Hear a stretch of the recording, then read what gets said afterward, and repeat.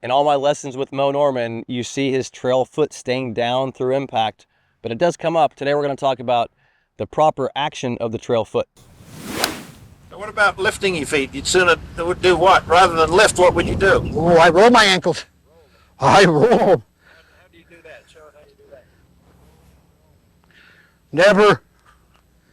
Never that. No.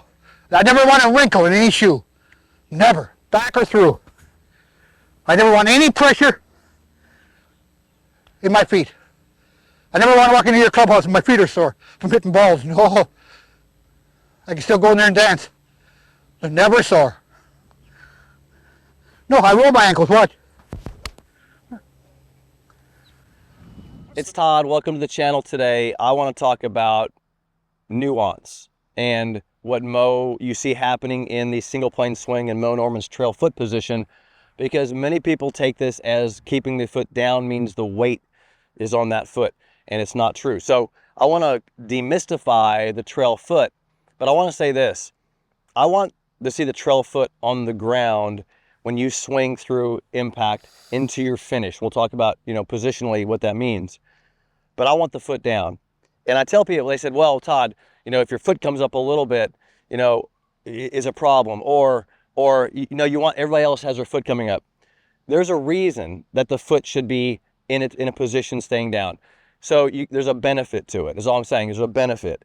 And you can either get that benefit or not get that benefit. But I want to show you the benefit of the foot staying down. And I want to show you the problem if it doesn't stay down. But you see all good players have a version of this. I was watching Rory hit golf balls. I was watching Tiger hit golf balls. And you're going to see they do something, if you watch it. Be careful on nuance, though. This is where it gets wacky, because you start looking at little things and picking things apart, and there's reasons for stuff. So I'm not trying to get too crazy on the nuance, but the trail leg, trail hip need to slow the body down coming down. I know it sounds maybe a little opposite of what you've heard, but the trail hip has to slow down. And I want to show you why that's happening, but that's all about the trail foot. So here's what I'm looking for. And you see this in the swing model of Moe Norman, and you see it in everything that I teach, is I want the trail foot, when you swing, I want the trail foot on the ground. See the foot on the ground?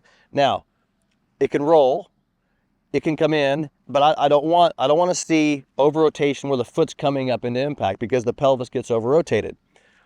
And that's where the benefit comes in, because ideally, follow me on this, because this is where all my teaching kind of gets generated, is through biophysics, because it's really what I want the body to do naturally. It's going to sound weird, but naturally, because I can take your body positions and make the swing natural by the way I restrict it. Watch what I'm saying. So if you stand here and I just rotate, look at the movement. If I lift my feet, look how much movement I have in the body. Even if I keep this still, I can look how much movement I can have on my feet, right? It's crazy. I'm the only golfer that uses my whole self at the proper time, not one trying to this or this or this. I'm doing the proper thing at the right time. Otherwise, I wouldn't be the world's best striker. What about this left knee? The left knee before impact. Do you want it past the ball? Oh, as far as I can, and bent, Show us that. and bent. Never want that. I want right there. So the left knee is past the ball before. Oh, way past, and bent. Where I'm always in a sitting position.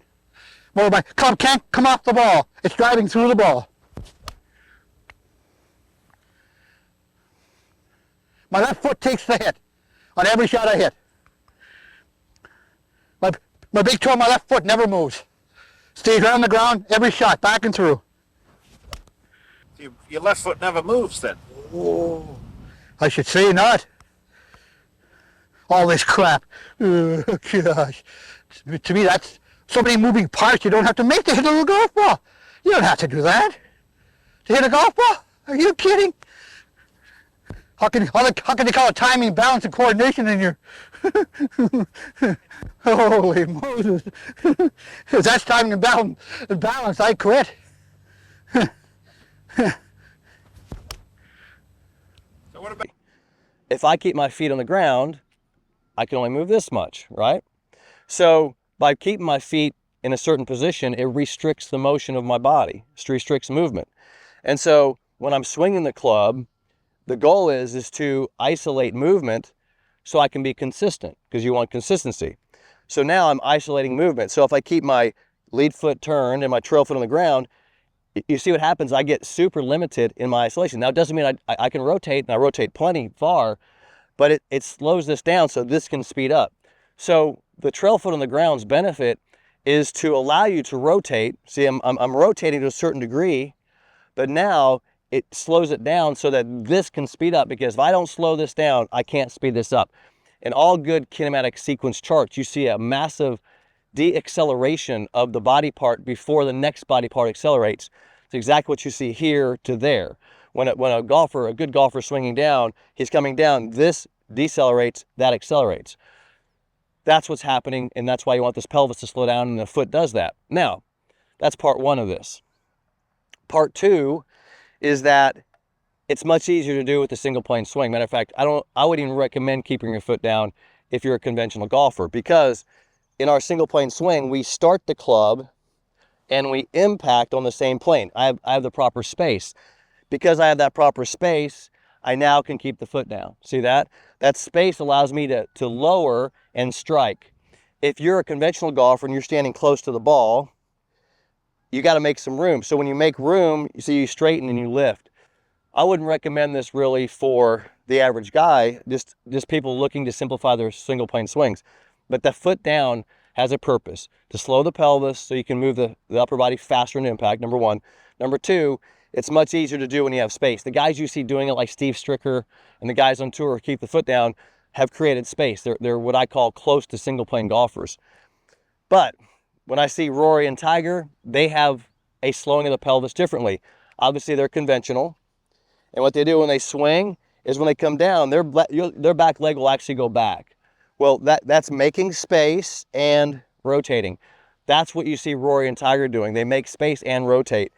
But it's also stressful, because they're making space, they're going up, and then they're rotating, and then their pelvis goes back into internal rotation. So that's what you see happening biophysically in them. But my point is that good players are slowing this down. They're slowing this part down as they enter impact, and they're doing it in various ways. I want you guys to do it in the easiest way, which is what I'm explaining with the single plane swing. So here we go. I got my address position, and I'm just going to work this internally. Foot will stay on the ground. Watch the trail foot here.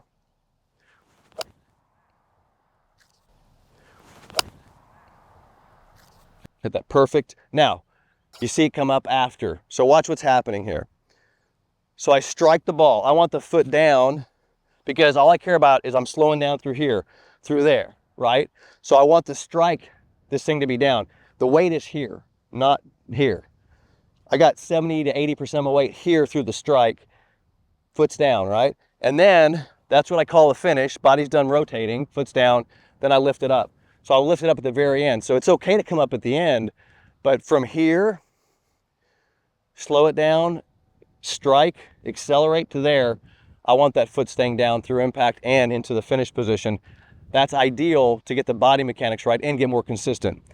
Hope that helps you with the trail foot position, why I like to see it on the ground. Click the bell icon, give me a thumbs up. I'll see you in the next video.